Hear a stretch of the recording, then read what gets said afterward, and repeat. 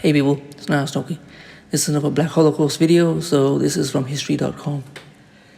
In 1912, this Georgia county drove out every black resident. Between the 1860s and the 1920s, white Americans pushed out thousands of black residents from their communities.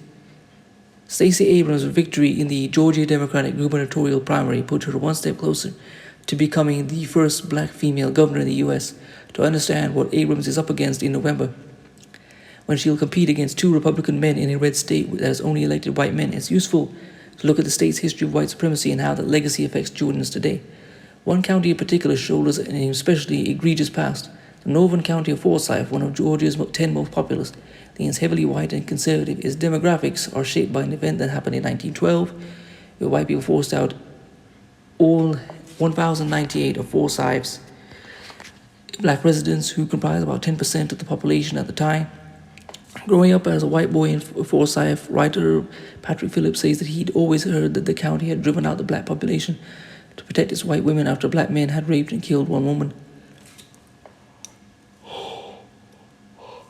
As an adult, he researched a real story and published his findings in Blood, the Root to Racial Cleansing in America. There was in fact a white woman who was murdered in 1912, and her name was May Crow, he says. She was 18 years old and was found under very mysterious circumstances, beaten and bloody unconscious in the woods. The case is still unsolved. It will likely remain so since there are no more living witnesses. Yet at the time, the only black men living in that part of the country were accused of the crime, Phillips says. A man named Rob Edwards was lynched almost immediately on the town square, and this turned out to be a lynching that most of the community participated in.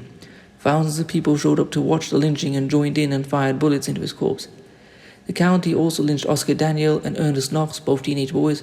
After that, white vigilantes drove every black person out of the county and enforced its borders as well as whites only well into the 1980s. So for those who keep saying, oh, reparations happen and all the things happened long ago, there you go. This all-white county, this county was segregated well into the 80s. Families dispersed to different regions, some moving north in the Great Migration. Many, Phillips says, moved to neighboring Hall County, Georgia.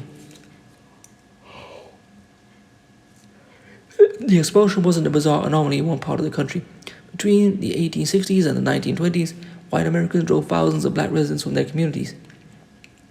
Since then, many of these communities have remained almost exclusively white, according to the PBS documentary Banished in 1901. White residents of Pierce City, Missouri lynched 3 black men and banished 300 black residents.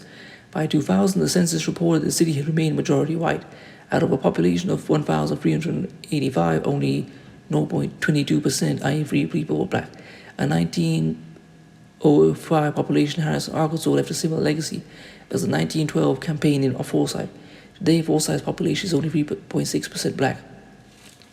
Forsyth's ugly history drew wider state attention in 1987 when black Americans and white allies held a 1987 Civil Rights March in Forsyth.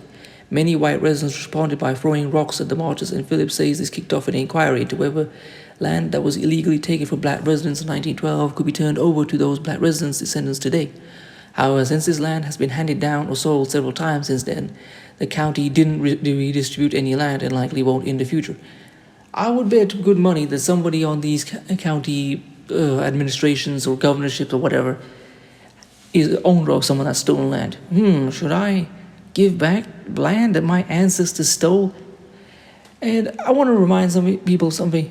Under the RICO Act, many black people have gone to jail because they've been associated with people who committed crimes, not actually committed them.